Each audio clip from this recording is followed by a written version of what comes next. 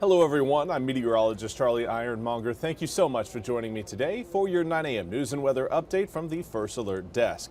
And we've got news out of Onslow County where a man is now behind bars facing charges of indecent liberties with a child. 24-year-old William Byrd III of Cameron, North Carolina is now behind bars after warrants show he had indecent liberties with a child in March. Now Byrd was charged with indecent liberties with a child and statutory sex offense with a child 15 years old or younger at the time. He is in the Onslow County Jail under no bond. Now we also want to turn our attention to the Jeffrey Epstein case. And again, more reactions are coming out from the victims' family members. NBC's Hallie Jackson has more. New fiery fallout this morning from the family of one of Jeffrey Epstein's most vocal accusers, Virginia Giuffre, who worked at Mar-a-Lago decades ago and died by suicide in April. In a statement released overnight, Giuffre's family saying it was shocking to hear the president invoke their sister in his comments Tuesday on Air Force One. With the president saying Epstein stole Giuffre from his Mar-a-Lago club years ago. Stole her. And by the way, she had no complaints about us, as you know. None whatsoever. In a statement, the Giuffre family says it makes us ask if he was aware of Jeffrey Epstein and Ghislaine Maxwell's criminal actions, adding, "We and the public are asking for answers. Survivors deserve this." The White House press secretary telling NBC News President Trump was directly responding to a question posed by a reporter about Ms. Giuffre. He did not bring her up. This week, the president also describing a dispute he says he had with Epstein related to Mar-a-Lago workers. No, he took people that worked for me, and I told him don't do it anymore, and he did it. And I said, stay the hell out of here. President Trump has denied any knowledge of wrongdoing by Epstein, a friend of his in the 90s before their falling out. The convicted sex offender died by suicide in prison in 2019, but his accomplice and former girlfriend, Ghislaine Maxwell, is still behind bars. Last week, spending 9 hours being interviewed by the number 2 at the Justice Department, who was also the president's former personal attorney. Giuffre said she was a teenager when Maxwell recruited her, something she described to Savannah in a 2019 Dateline interview. In her mind, I believe she doesn't think that what she did was wrong. That's the kind of evil monster she is. Giuffre's family now saying the government and the president should never consider giving Maxwell any leniency. President Trump has said he hadn't thought about a pardon for Maxwell, but notably, he hasn't ruled one out. Well, I'm allowed to give her a pardon, but nobody's approached me with it.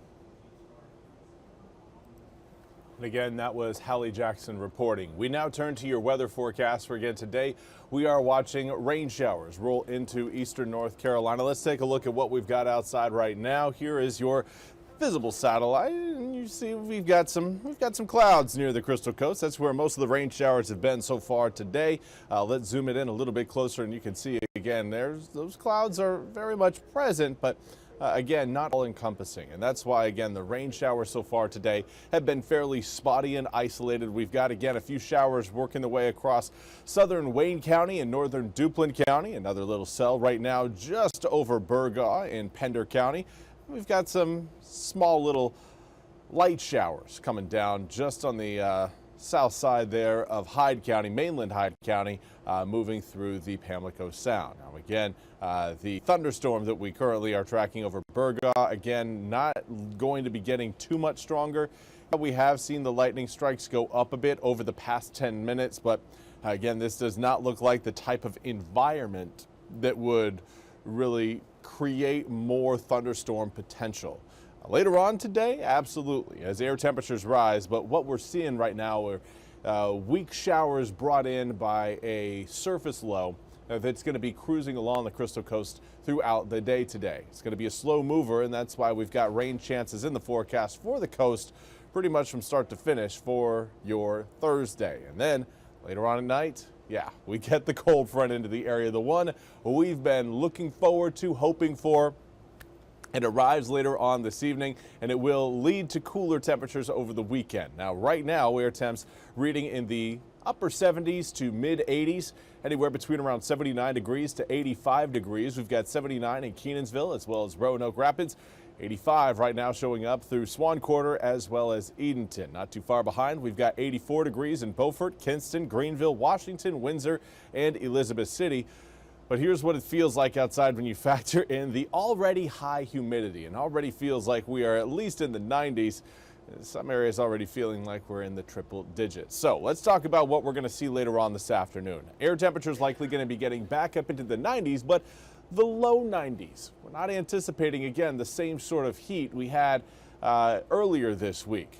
A lot of that has to do, of course, with the surface low that will be bringing in rain showers off and on along the coast throughout the day today. Now, that will lead to some cloudiness, and any sort of cloudiness certainly does help reduce the amount of solar radiation that reaches the ground. Tomorrow, the clouds are going to be a little bit more impactful from a temperature standpoint than what we're going to see for today, as clouds are going to stick with us overnight tonight into tomorrow. And again, those showers and storms brought in by that incoming cold front, those arrive between around 6, 7, and 8 o'clock at night tonight. And that sets us up for a cloudy day tomorrow, which will help keep air temperatures cooler. Humidity will still be high tomorrow morning. Don't think again that, all right, cold front here Thursday night, that means all of a sudden we're going to be cool coming up on Friday. No, Friday is your transition day where we're getting in that cooler and drier air, but it's going to be a gradual process. When you wake up on Friday, it will still be humid. It will still be pretty warm. I mean, mid to upper 70s is about where we woke up earlier today. But through the afternoon, air temperature is not going to be getting nearly as again. It highs possibly getting mid to upper 80s in the afternoon, depending, of course, on how much rain we see. We could even lower those numbers even further. But the front itself is slowly sinking its way further and further down towards the southeastern United States. There you see that low pressure system over the coast. I'll be fading away later on today, only to be replaced by that frontal boundary. Now it's going to be drifting south of eastern North Carolina, but we need that area of low pressure there. You see it move across South Carolina. The further south that low pressure system moves, the better it will be for us. The more of that comfortable air will be present in eastern North Carolina, so long as that system, again, at least reaches Hilton Head Island. If it can get even further south than that, hey, great news for us, because that will allow some of that cooler air in Virginia to seep its way down into eastern North Carolina. Something I know more than just a few of you are hoping for. I know everybody in my household is hoping for it.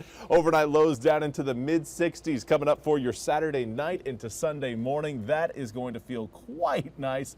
And we keep those air temperatures, at least your overnight lows, in the 60s throughout your Sunday and Monday of next week. Those are Sunday night and Monday night of next week, which again will set Monday and Tuesday up for, again, lower humidity, making it just feel a little bit more comfortable outside.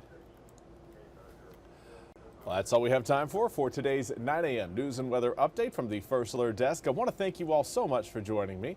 We'll be back with more news and weather coming up at the top of the hour. Until then, I hope you all have a wonderful day.